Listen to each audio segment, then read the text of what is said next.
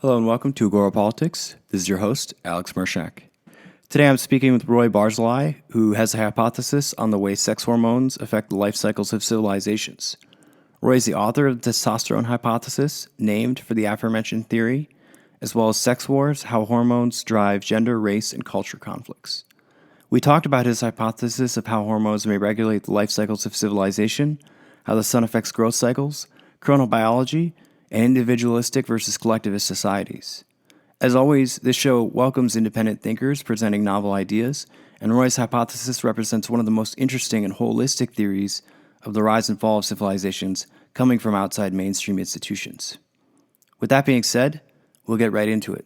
So, without further ado, I give you Roy Barzilai.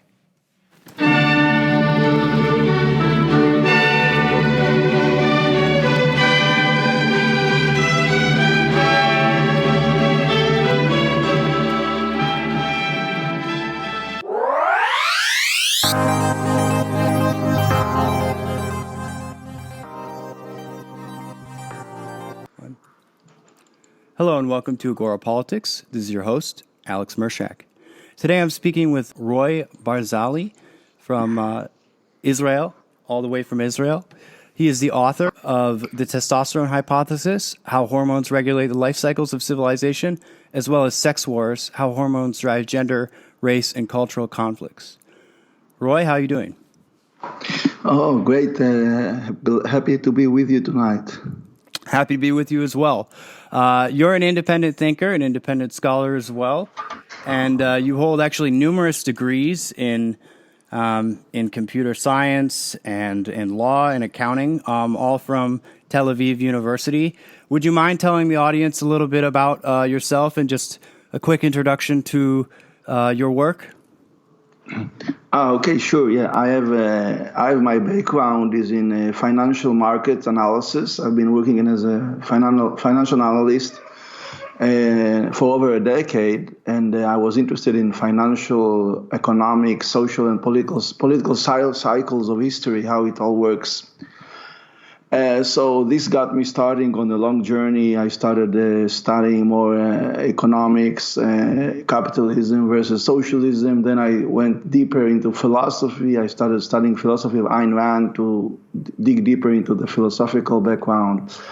And I got even deeper. I started studying philosophical trends, of past history. So I read about Christianity, Judaism, how it all evolved. And then I went even further into biology, started studying hormonal cycles, testosterone, and I put all this together, integrated into this entire body of knowledge into a theory I call the Testosterone Hypothesis. Mm-hmm. In which I propose that history is actually driven by sex hormones, the life cycles of civilization. You see them rise and fall. And also it has to do with solar cycles, how the sun affects growth cycles. And it's very complex, very interesting, but it's a little bit difficult to explain because it's a new theory, mm-hmm. and not many people know about this yet. Yeah, I mean, that was one of the main reasons I wanted to have you on. You're one of the few thinkers that I know of, at least the people that I follow on Twitter, who is actually putting out genuinely independent work in terms of putting forth a holistic theory of, civilizational cycles that seems to incorporate a number of different disciplines and fields. And so that was like the primary interest that I had in your work. And I know prior to this, as you said already, you were working in financial markets. Do you want to just back up a little bit and describe how the patterns in financial markets that you were observing carried over into the philosophical work that you've done? Yes, sure. It's interesting. I became aware of the financial cycles in history, like you see a depression versus age of growth and a recession in 2009. Following these patterns, I started to look into Elliott wave theory, which assumes that our cycles in history that are guided by social mood. They call it a human social behavior, guided by a wave principle. And they have an institute of socionomics, which they focus on social mood, how it affects society, like ideas, philosophy, culture, even music, and the economy, of course. And they say that this dynamism is the engine of history. So I dug deeper and I started to see that it has connected with sex hormones, because you see fertility rates, for example, today are in decline, and there's greater society in depression. And let's say a Great Depression is also a psychological phenomenon, because when people are depressed, they're more prone to reduce consumption, you get an economic depression. So it's all interconnected. Okay. So I would like to drill down a little bit more on the specific connection between the hormones on a sort of individual level and what that means for broader, I guess, civilizational epochs. Now, you focus obviously on the primary male sex hormone, testosterone, as sort of the driving force in this. What made you decide to go down that route? Well, I started to look at society from a broader perspective. Let's say you have periods when you have a high fertility rates, like the Enlightenment. It's more a patriarchal society. The founding fathers, like, established the United States during the Age of Enlightenment, yes. And then you see a more high fertility rate, strong family values. And the opposite, when you see on the Great Depression, was like in the 1920s, preceding the Depression, was more pessimistic outlook, decline in fertility rates, all that way. There was a first wave feminism, rise in communism, fascism. So all those trends I saw are connected also with sex hormones, because as you see today, sex hormones are very much in decline. There's decline in masculinity. More a transgender culture. So it took me a long time to figure out how it all works together, but then I came to realize doing research on testosterone and sex hormones and neuroscience, there's many studies in psychology from Harvard and other academic institutions that show that testosterone affects all these things. The problem is that they don't put it all together. So you have a lot of great empirical studies, but no theory, holistic theory, as you said, to integrate everything. So that's what I did. And there's plenty of available studies from academia you can use. But no one is doing this work, only I did it. But unfortunately, people are not very interested in a holistic theory. They're more like particular details, not to see the big picture. Yeah. So my primary familiarity with similar theories to this, actually, and you probably get this all the time, comes from interacting with the work of Jordan Peterson, where he refers often to Jaak Panksepp and various neuroscience and biology to sort of take a look at, the behavioralist schools, and basically what you see is that, animal nervous systems, human nervous systems, and mammalian nervous systems are ancient. And so testosterone is a very, very ancient chemical. But can you just describe a little bit sort of the characteristics of a higher versus lower testosterone level? Obviously, in human beings, you have an almost 10x difference between males and females. How does that change the individual behavior of an organism? Yeah, well, that's very important. I think it's the primary motive for societal change is testosterone and serotonin. They both regulate sexual behavior, also dopamine, but I'm more focused because they're also connected with solar cycles, but I'll talk about that later. Okay. So what you have in men are more risk takers. So when you have a more risk-taking society with a masculine leadership, like you had, say, in the culture of the founding fathers of the United States, it's more capitalist system because it's more about individualism. Men are more individualistic, they're more rebellious. Testosterone has to do with rebelliousness, independence, because we have, as a society, inclination to be a social animal. We are an ultra-social species. Today, scientists refers to man, to human society, more like an ant nest or bees. They're called ultra-social species, according to Harvard biology professor E.O. Wilson. Mm-hmm. So today is more feminine culture. They look at society as a group, as a collective, not as individuals. If you look at the culture of the founding fathers, it's a masculine culture. They look at people as individuals, as a culture of independence, reason, logic, all these factors of the Enlightenment that led to the scientific revolution, the age of capitalism, the growth in a republican system that ensures individual rights. So you have a change in all the dynamism of society, and the social structure, I suppose, is caused by rise and fall in sex hormones. So one of the questions I have then is, you make this distinction between collectivist and individualist societies. And you're saying, okay, we're in more of a collectivist phase at the moment. I actually don't disagree with that. But one of the key anomalies here that I'm trying to figure out in my own head when I'm thinking about this hypothesis is, okay, well, then what do we make of places like China, for example, which have historically been more collectivist and just in general, don't really have as much dynamic individualism? Right. I discussed this in my book, Sex Wars, the testosterone differences between the West and the East. Mm-hmm. Well, if you look at Western men, they have bigger testicles. They're more masculine than the Chinese men. In the West is higher testosterone levels and higher serotonin. That's why the West is more individualistic. China has always been communist because it's low T culture. It's more feminine.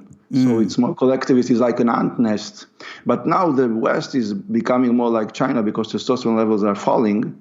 So we are catching up to them. So what I think is happening during the Enlightenment, there was high testosterone levels because high solar activity. When you say Enlightenment, it's meant from light.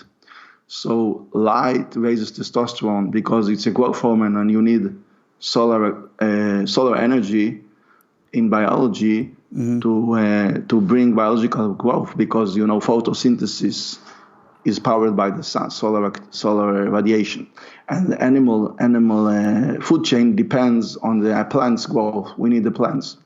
So when you have low solar activity, but it's a very difficult to integrate everything. That's what I did, because it affects the environmental change in solar activity, affects society. So now we're moving more to a Chinese collectivistic society. So what I think will happen is the West is going to collapse because it's been a masculine society of individualism. And when it changes into a more feminine society, is a big change. While China is more stable, they're staying socialist all the time. And it's less prone to collapse then. That's why the West can collapse and China will become the next empire. Okay, so testosterone makes you more individualistic, as you said, but it also makes you more exploratory. Your testosterone on an individual basis goes up if you achieve a higher status, and so it's very, very crucial for as a feedback mechanism inside of dominance hierarchies. What do you, is it just the solar, obviously, so the solar cycles are affecting the whole globe evenly. What do you think is causing the decline of testosterone in the West? And how is it that China would become more dominant if they're sort of mired in this more collectivist thinking?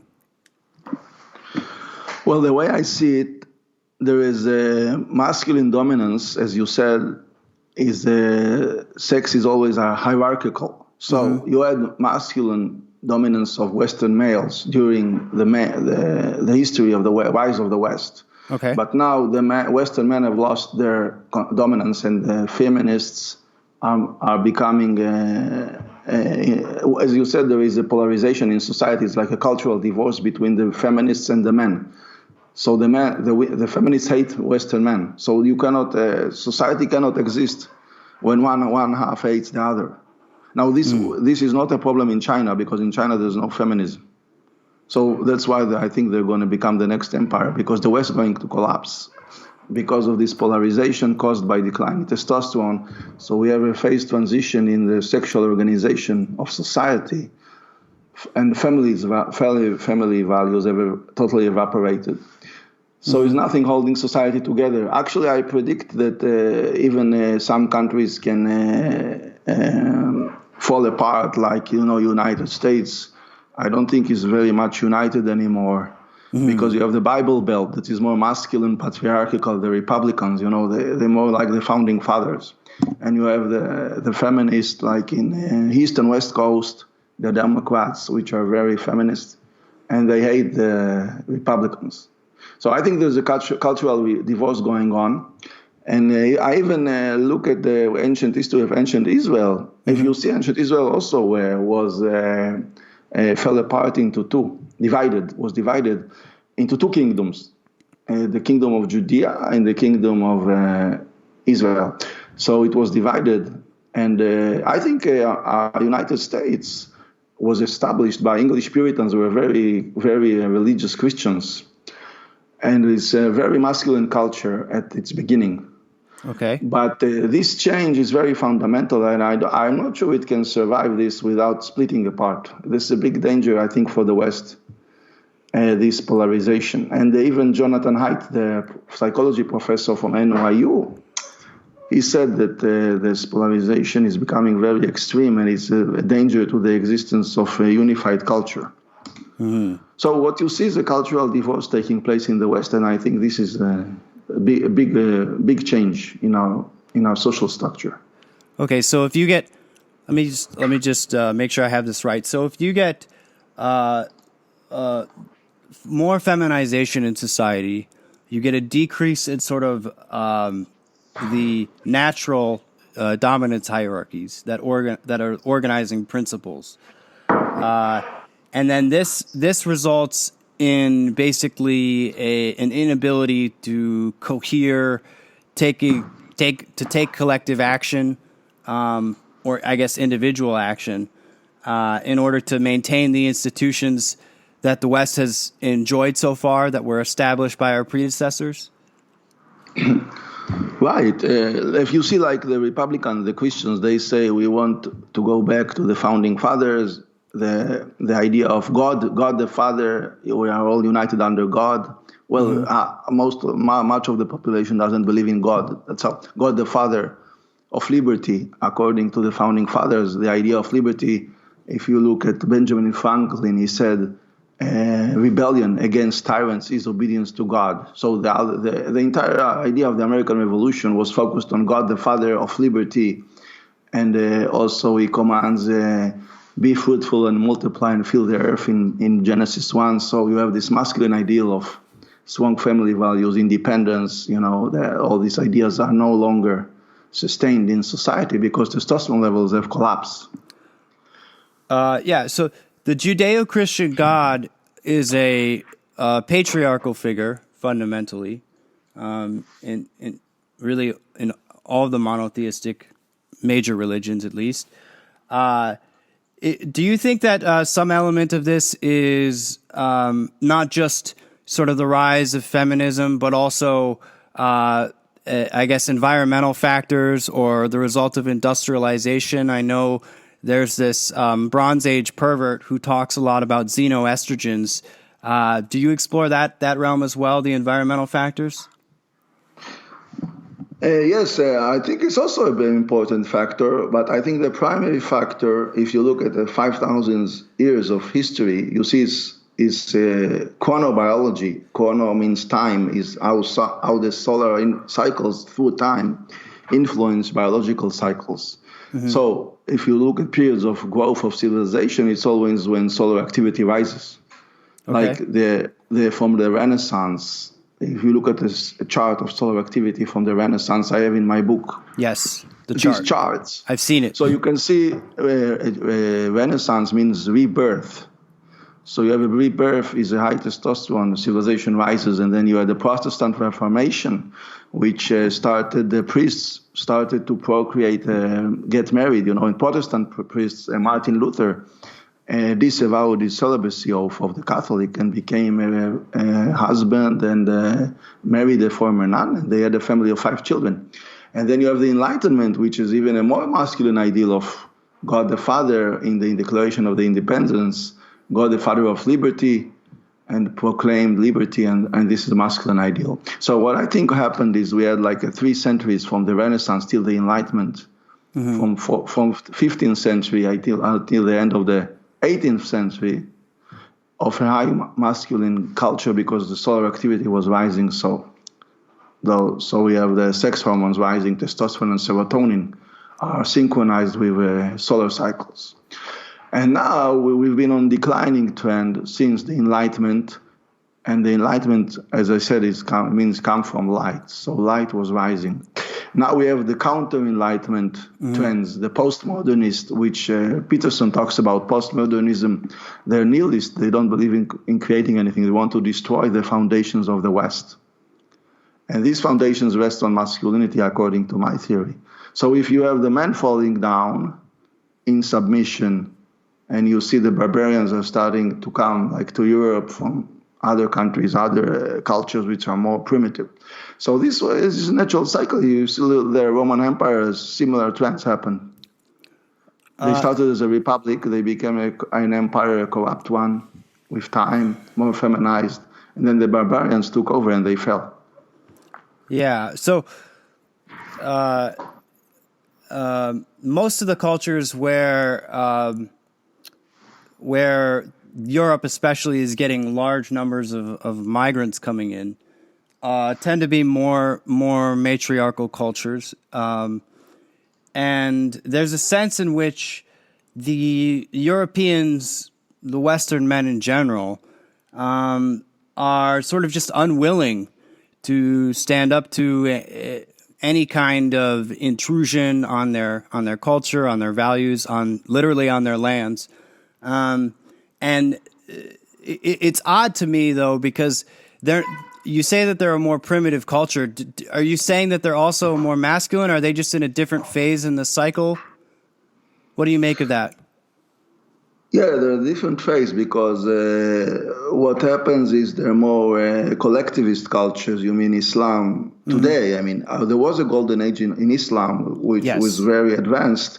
But if you look at this cycle, it was a period of rising solar activity in the Middle Ages, and also Europe was flourishing then. The period of Europe became Christian, with Charlemagne in Europe created the Holy Roman Empire, the Christianity, and became to flourish. At the same time was golden age of Islam. And this is also called period from a climate perspective, a medieval warming period. There was a warming trend. From the 8th century till the 12th century was a global warming. So solar activity was rising. So it's all interconnected with chronobiology, solar and hormonal cycles. But now Islam has become very primitive. If you compare it to the West, at its greatest, every other culture is much more primitive because they don't acknowledge individual rights, independence, freedom of thought. Also all this debate culture, philosophical and scientific revolution all came from the West, but now the West is in decline. So is this similar to our cycles in history? The Roman culture declined, then was conquered by barbarians. You see the same cycles repeating. Are there things that could be okay? So this is getting very pessimistic. Are there? Do you think there are actions that can be taken within the West to rejuvenate or revitalize the culture? Yeah, I think it's possible. The problem is that I don't see any will and interest really in science because the academic establishment is controlled very much by radical feminists today, and people are very afraid to become heterodox. There's this feminist orthodoxy with socialism. And Professor Jonathan Haidt, a psychologist, made the initiative of heterodox academy. You need to hear both sides of the idea, like man, female, yin, yang, Republican, Democrat. So in order for science to flourish, you need to have an open society. And this is not what we have in the academy today. That's the problem. So we need independent scholars or institutions, but I don't see them thriving also. So I think if we would have people maybe like you, like me, other people who are more open-minded, want to research, and we can have the technology and science, we can change maybe the direction from philosophical perspective, from biological hormones, everything. But it requires a lot of work, and I don't see anyone being serious about it, unfortunately. Yeah. Well, so this, I don't know if you're familiar with him, but Eric Weinstein, who is the managing director of Teal Capital, he's been very, very vocal lately about the fact that all of our institutions of academia, institutions of government, even big business now to an extent, have sort of started to select against this kind of rugged individualism, and that they sort of weed out anybody who is willing to stand up to whatever the doctrine is of the day or is trying to be sort of a high agency individual. And what we've done over time is his theory, is we've sort of selected for compliance. We've selected for, both men and women who are just more interested in sort of getting along well. And therefore it's become impossible for us to, both stand up to a lot of the outside influences from China and so forth, but also to really forge any kind of new ideas and to actually have a battle of ideas. What do you think of that? Yeah, I agree with him. You are not rewarded today to be an original thinker. On the contrary, you will be persecuted. So you have no incentive to rise up and be and you see the result. There are no great scientists today. Where is Newton? Where is Darwin? Where is Einstein today? No one to be seen, because you are disincentivized to be an original thinker. You can only suffer. You will not make any progress. So this is a big problem, and I don't see intellectual forces that countering that trend. There's also a big problem with evolutionary psychology. This is the field we're discussing now, because all the scientists there are on the leaning left, and the conservatives don't like evolution; they're more Christian. So Jordan Peterson is a mix. He is interested in evolutionary psychology, and also is a conservative and Christian in his worldview somewhat.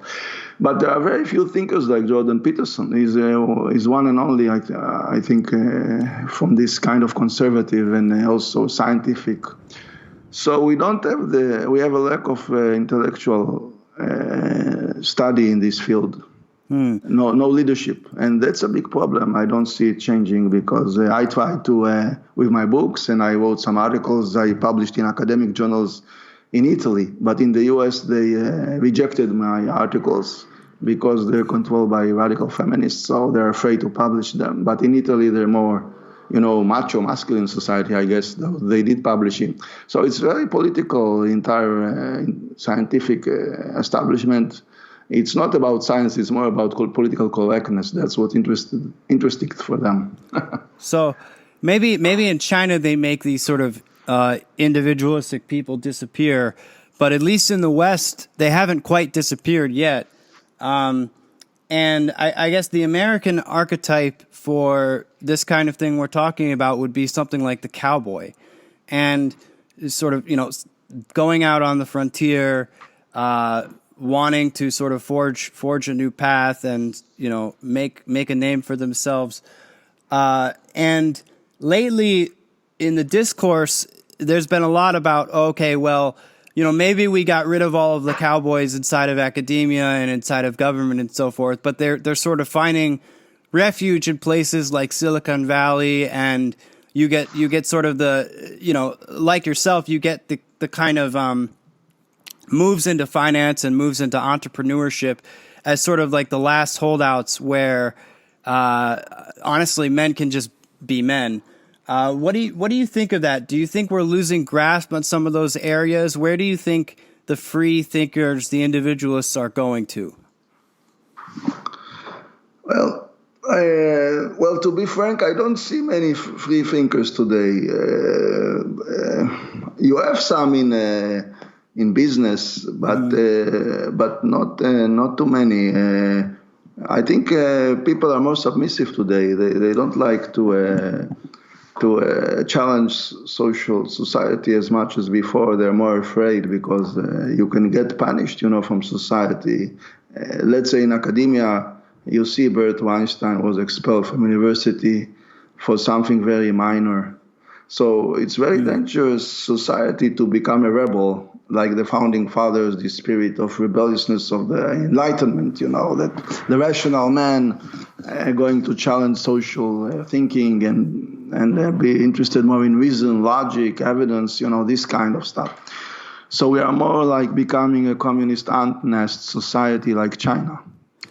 So if you have to compete with China, they are already communists. They have the advantage. So this is a big problem. I don't see much individualism, but I think there are pockets maybe in the Bible Belt, like Texas. People tend to be more like cowboys, but it's becoming a minority in the culture. Yeah, I mean, so I'm a relatively young man. I'm in my mid-20s, and I could say that somewhat my upbringing and the way that I experienced things growing up was a result of a lot of the cultural revolutions that happened in the 1960s in the United States, the rise of feminism and so forth. I was born to a single mother, and I just know that for myself at least, I always had this sort of very masculine spirit of wanting to go out and wanting to explore the world and wanting to be independent and so forth. And the feeling I had growing up all through my life was that we're stuck inside of some kind of smothering culture, and that it sort of tries to beat that out of you if you are inclined towards that at all. Do you get that sense as well? I know you're a bit older. Yes, I think you're right. I think what you can do, is focus on things that you can still be creative in. Let's say some high-tech venture. There are still areas of business you can be creative and independent, but they're getting smaller because government is getting bigger and consuming society. But we still have some degree of independence. We are not under Stalin yet. But so I think you can pursue interesting realms like in high tech or other stuff. I don't know, whatever interests you. But becoming more narrow, and you have to be very, very careful not to irritate. Like in Silicon Valley now, they have this political correctness. So you have to be very careful today. Yeah. Well, one thing that's interesting about Silicon Valley is what the people who start the institutions over there tend to be this type that we're talking about. But over time, what happens is they sort of get infiltrated. So, I don't know a lot about Larry and Sergey at Google, but, just as an example, let's say Elon Musk over at Tesla and SpaceX, he goes out, he founds these companies, he wants to do exploration, he wants to go into space and so forth, building electric cars, very masculine ideals that he's sort of adhering to. But over time, what happens is the businesses grow. You need all kinds of new, structures and bureaucracies in place. You get HR departments and so forth. And it just sort of gets infiltrated by these activists. One of the things that I've seen happening, especially with companies like Twitter, for example, is it can almost seem like maybe the original founder, Jack Dorsey, was more independent and more of a free thinker, but and he's still sort of, at least in name, in charge of it. But it doesn't look to me like the captain is steering the ship anymore. After a while, what happens is you just sort of get surrounded by all these people, and then everything has to be made in a collectivist fashion. You get every decision being made through a committee and, political correctness and all of this other stuff Do you think there's a way to sort of reverse that process institutionally? I think it has to do a lot with sex hormones. Like I said, E.O. Wilson published is originator of the term, coined the term eusociality, ultra sociality. So we are very social, ultra social creatures like ants and bees. And if you look at ants and bees, they are all female societies. There are no males there. The queen is the head, and everyone serves the queen. It's for collective good. So this is now becoming also in Silicon Valley, is very feminist culture now. I think it's not much independence anymore. Then if you see Peter Thiel, he moved from Silicon Valley to LA, I think. Yes. He says it's becoming more too extreme and socialist for him. So it's difficult. We have to study more sociobiology, sex hormones, all these influences, and create a scientific revolution to deal with this. It's not going to come from the high-tech community because they're very feminist there, very socialist liberals, So we are. I think the problem is, I think Jonathan Haidt, is the smartest man and most intelligent I see today in the academy. Is a professor of psychology, because he understands this yin-yang, male-female dichotomy and how it works. We have to hear both sides of the argument. That's what he says. You have to argue about it and look for the truth. That was used to be the goal of academy. Now, if this is not allowed today. So you are in a loop you cannot run away from. So this is a big problem. And unfortunately, I try to wake some debate with my books, my articles, but it's not much. People are not interesting, they watch reality shows, Kim Kardashian is more interesting than me. So yeah. So you have video games, you have mobile games, you have movies. Why do you need to think? Well, it's not the age of enlightenment anymore. People are not pursuing reason anymore. Very close-minded, I think. I think part of it is that, at least in the West, and maybe this won't be the way for very long because we seem to be going through quite a bit of an economic rupture right now. But in general, it's just gotten very, very easy to be distracted, to get pleasure without putting in a lot of effort, and this. Fundamentally, it drains your vitality. Things like, video games like you talked about, but also just bad food, pornography, so forth. All of these things are really what's distracting young men, especially from taking up the mantle and actually pursuing, noble, worthy goals. It's pretty hard actually these days to not fall into that distraction and to actually go for something. Yes, if you look at the Roman Empire, they also went for this phase. It's called the bread and circus. They had these gladiators fighting in the Colosseum, and the Caesar gave them free bread. So we have the same today. People want free money, free stuff, and be entertained with some shows, reality shows, gaming. They're not interested so much in reality in the real world. They're less getting married, less interested in entrepreneurship, So they're becoming more, it's like going into winter hibernation. If you look in financial markets, like you have a depression, it's called the bear market. The bear market, like bear, what it does in the winter is going to hibernation. So I think our society is losing its vitality and energy. Similar to a bear in the winter, because we have low soil activity, reducing sex hormones, so you go sleep. Wait till the sun shines again in the summer. But these periods can last a long time. If you look at the Dark Ages, was period of low solar activity. Centuries? It can last centuries. I think it can last, it can be a decade, centuries, this period I don't think will last centuries, maybe decades, but it can take time, these cycles of history and of environmental change. So the problem is, again, I repeat, is from a scientific perspective, we need people to advance the science. And now, I guess, sorry. Oh, please continue. I completed. Well, so I was going to say, though, I think one of the things I want to be careful about is this conversation can seem a little bit one-sided, or almost, you're going to get accused, especially whenever you talk to anyone about masculinity or testosterone, even any kind of traditional patriarchal norms or so forth. You automatically get accused of being misogynistic. But I think that's not what I'm reading from you. That the female element is not important. You say that there does need to be a strong balance. Is that right? Yes, if you look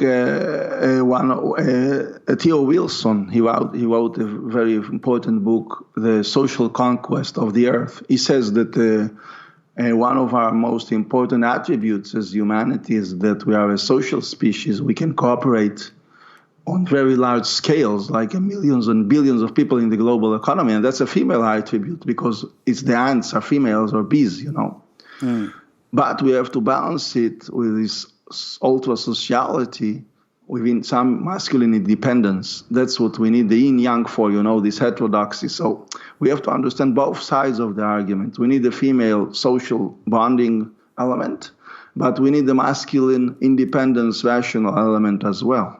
So if we lose one of them, we are in big trouble. We need to be social and we need to be independent. But this is conflicting sometimes, because if you have independence, then you cannot have socialism. So history is like a pendulum of history, like shifts between these two polar opposites, the independence versus socialism. And now we're shifting too far on the one side. That's the problem. Yeah. So I'll just give you a little bit of background on me. My family came here in the 1980s from the former Soviet Union. And so we were trying to get out of that collectivist society. And I think that plays a role in my own disdain for it. And I know you have studied the philosophy of Ayn Rand and her objectivism. Do you still consider yourself an objectivist? And is there traces of her philosophy in your worldview? Yes, I am very much influenced by your idea of objective reality. I think it's very important. This actually what drove me to continue on my long journey to study science. Because I see people are very biased, cognitive biases are very common today. So they're very difficult to be objective. And this is, I think, a biggest problem of science, because we are internally biased, all of us. So that's why we need the heterodox academy to look at two sides. It's like if you study an electric cycle, you need to study the plus and minus, of the battery, the charge moving. So if you study just the one side, the minus, you cannot understand the electric cycle, the chain of electromagnetism.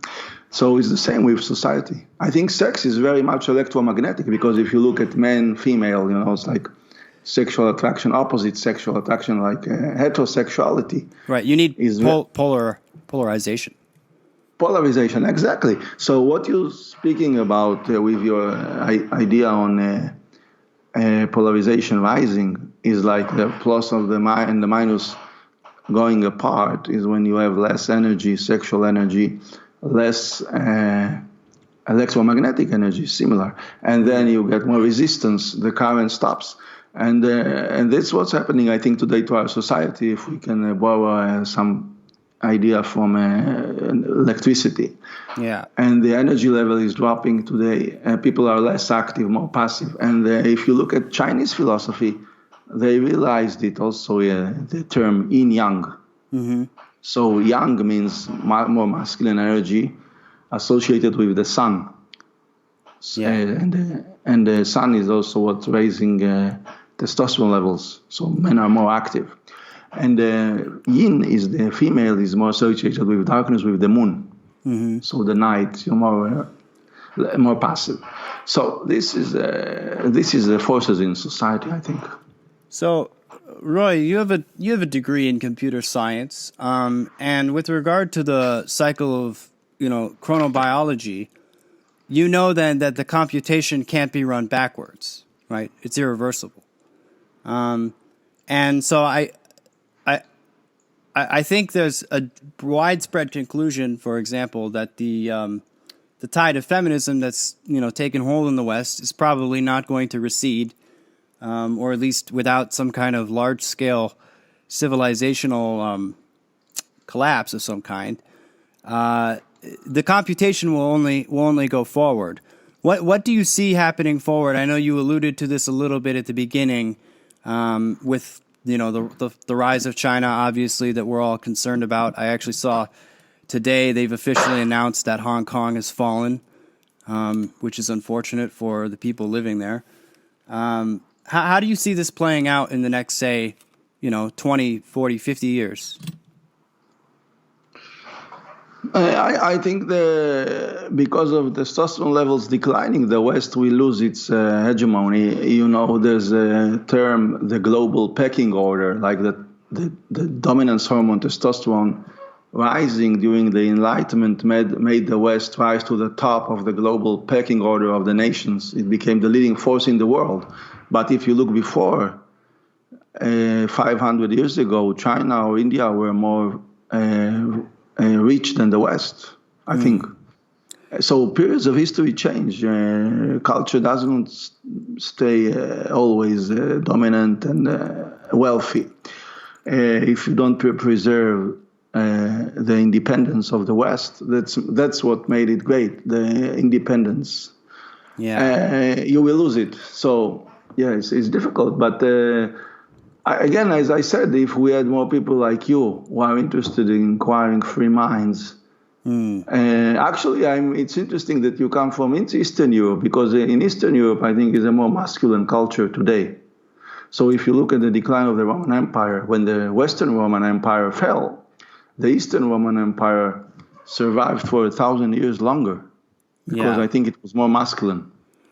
So I think the Eastern Europe actually has a better chance than the Western Europe. Yeah, well, I mean, I definitely know that in places like Russia and Poland, for example, you have stronger ties to Christianity at the moment. You have more resistance to sort of the encroaching, global culture that's sort of drowning everything in these sort of progressive ideals. They seem to be a little bit more resistant, I think, if only because they've endured, 75 years or so under communist tyranny. I think some of it is that they just they sort of weeded out a lot of the weakness through all of the historical trauma that those societies have been through since World War II. Right, I think that's true. Yeah, I think also success has its downfall, because when you are a rich, very wealthy state, people become more promiscuous. They don't think. It's like you say, in 3 generations, from shirt sleeves to shirt sleeve. When you're born to a rich family, usually the children eventually lose the money because they're not as independent and taking care of themselves. Right. So you need some stress, some adversity in order to become stronger, to appreciate your success. So I think it's also reducing testosterone in the West, because now you have less masculine activities. Mm-hmm. People are not working so hard. Everything is automatic in the city. So if you don't work out, you become weaker mentally and physically. So it's all interconnected with hormones, with culture and social and historical trends. Yeah, well, they say strong men create good times create weak men create bad times, and bad times create strong men. And that's sort of the cycle, right? That's the meme. Right, yeah. I agree. I think it has to do also with testosterone cycles, yeah. Yeah. I did want to talk a little bit about, because I'm still fixated. A part of me wants to believe that this could be salvaged. I kind of like living in the West. I kind of don't want to live in China or anything resembling that kind of a regime with the values that they have. They have no value for human life and very little value for freedom or autonomy of any kind. Everything's sort of all about sacrificing yourself to the whole. at least, I guess, in the Northern Hemisphere right now, obviously it's summer.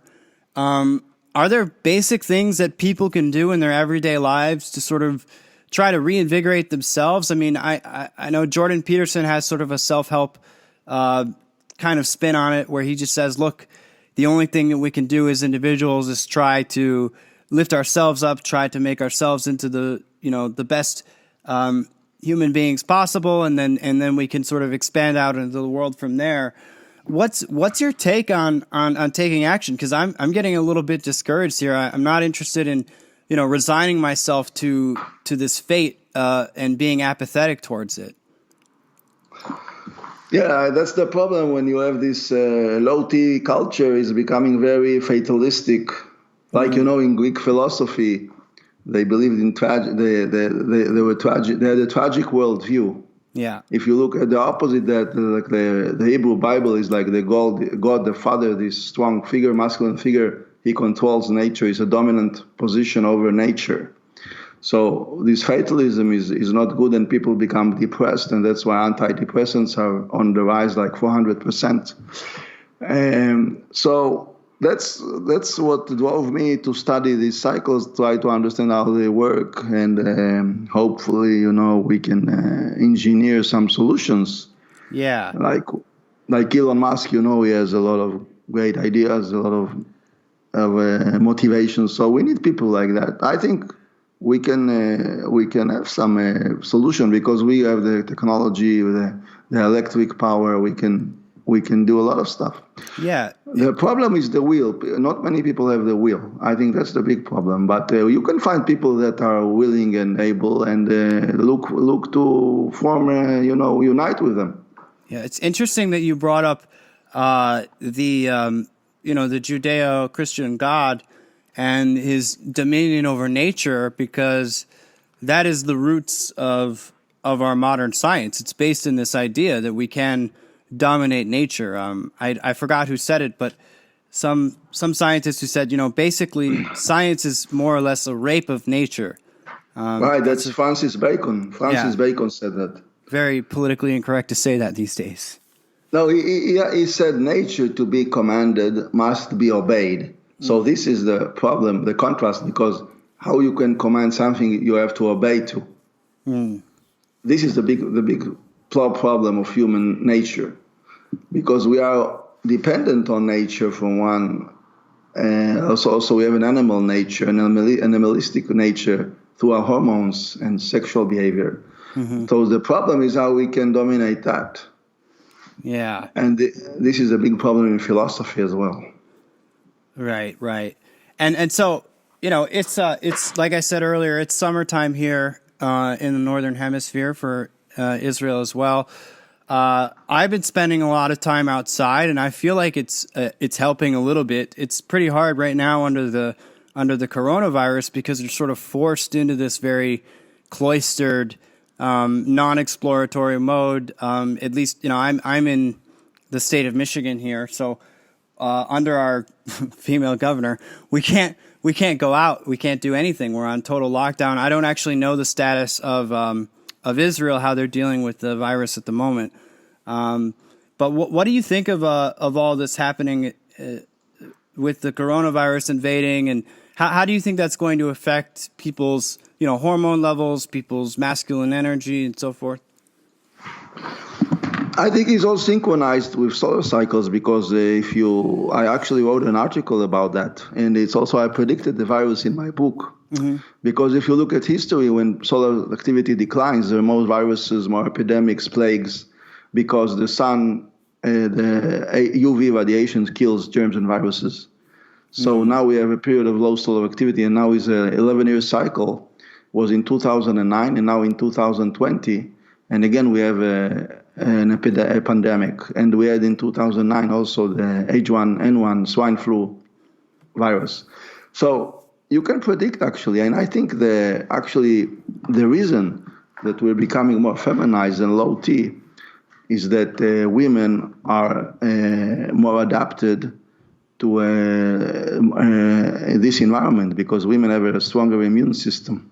So men die from this virus twice as likely to die than women. Right. But women also have women have also more stronger immune response, but they also get more autoimmune disease when the body attacks itself. So that's what you see today. We are responding to this virus, I think, and we're completely paralyzed our economy and destroyed it. Yeah, well, I'm pretty devastated.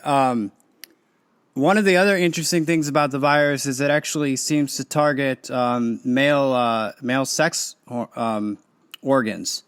I don't know if you've heard of this, but there are it seems to affect the semen, and so actually your sperm count will go down, and your literal vitality is reduced if you end up getting COVID-19.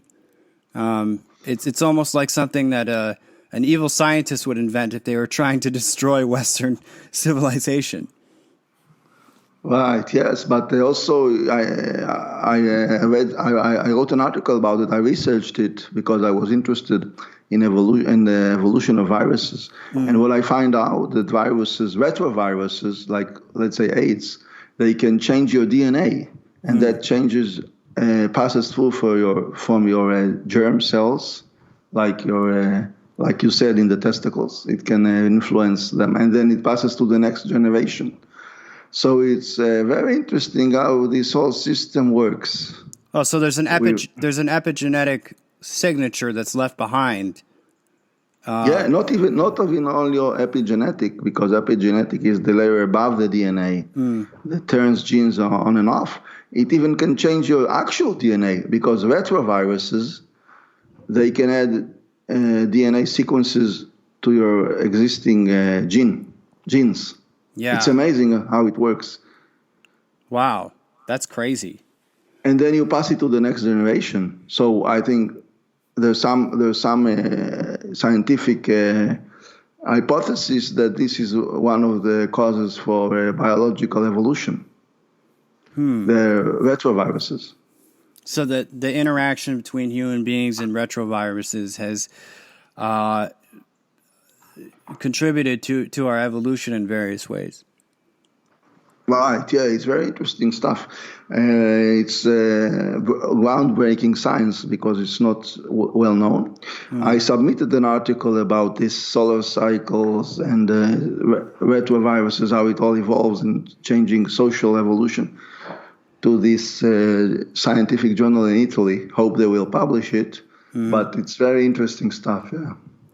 Yeah, and one of the things that's sort of happening, that's a response to people noticing sort of the decline of masculinity in the West and the feminization of our culture, and I mean, in some cases, the literal feminization of our men, is that you have the rise, especially on the internet, of sort of these male-dominated spaces, what they call the manosphere,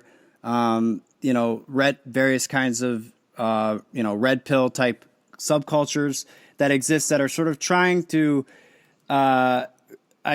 recreate what they think or what could be possibly a type of masculine culture that seems to be gone. There's sort of an emphasis on all male coalitions, which are basically extinguished from, at least from America at this point. There's almost no societies or social groups left where you're allowed to have only males. They all get torn down by angry feminists. Do you think that, starting these private organizations where men can come together and have companionship and have partnership and really be in a truly masculine space, do you think that those kind of social movements might help with some of this, at least, deterring a little bit of the decline? I think it's natural for men to unite, in order to protect the territory. The female is like a natural masculine instinct to territory and all this stuff, like nationalistic also. But then it's a danger to become more like fascism, which is somewhat similar also to communism. But I think the American spirit of masculinity still somewhat strong in some areas, at least maybe in Texas, more the Bible Belt. So I think it's a good trend. Yeah. So you've called out communism. Obviously, it's very collectivist, and you're wary of the descent into fascism. What form of government do you think is most aligned with, the zenith of your hypothesis? If we were at apex masculinity, do you think we would be dealing with some form of democracy, some kind of aristocracy? How do you see that playing out in terms of governmental forms? Well, the founding fathers were very good students of history, and they founded a republic based on the idea of the Roman Republic, when the individual is the primary force of society, is based on the individualism. So I think is the best form of government is a republic. Mm-hmm. But what they said is they already knew that society usually declines into a democracy and then in a corrupt empire similar to ancient Rome. And they predicted that, so they made it difficult through the Constitution to try to preserve the republican institutions that guarantee individual rights. However, through time, this gets corrupted. So the founding fathers, I think, are a great example. Yeah, so I actually, my bachelor's degree is in, my undergraduate degree is in political theory and constitutional democracy. So I paid a special attention to the American founding as part of my studies. And one of the things that the founders definitely knew for sure when they set up our republic was that they viewed it mechanistically. So they viewed it almost like a clock or a watch that you're setting into motion. And over time, they like you said, they expected it to unwind. They expected it to become more democratic than Republican, even though it was established as a democratic republic. And they also expected there to be basically the degeneration of the institutions, and the Constitution, again, as you said, was set up to try to, mitigate that process as long as possible. But unfortunately, it's been going on for over 300 years now, and we might be hitting the, almost 300 years. We might be hitting the bounds of that, the upper bounds of how long that can hold. I'm not sure. Yes, they were very aware of history of the cycles, and they view, what you said, a mechanistic universe, like a Newtonian universe that's very mechanistic. Mm-hmm. So in their study of social behavior. So I agree with what you say. They actually were very afraid of that. And if you see the picture I have on my book, The Testosterone Hypothesis, it is from these cycles. An American painter who was also part of this culture during the 19th century who made this picture of the fall of the Roman Empire. Yeah, a very famous picture. You can go check out Roy's book to get a look at it. He's got all five of the images there.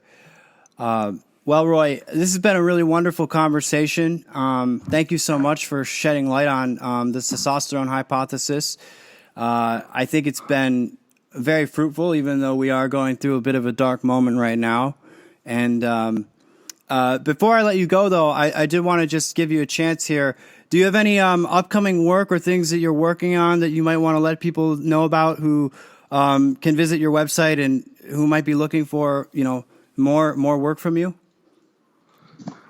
Well, there's a lot of stuff on my website. Is called testosteronecivilization.com, mm-hmm. One word. And you can look at my books. There's articles I published in a scientific and philosophy journal. You can read it for free. It's very, very interesting. You can get the big picture from this article. It's like 10 pages long on solar cycles, light, sex hormones, and the life cycles of civilization. So I recommend starting from this article, and then you can dig deeper if you're interested. Excellent. Well, thank you so much. And like Roy said, you can find his website over at testosteronecivilization.com. You can also follow him on Twitter at testosteroneciv. Roy, have a great one. I really appreciate it. Thank you for having me. Yeah. Bye now. Okay, bye.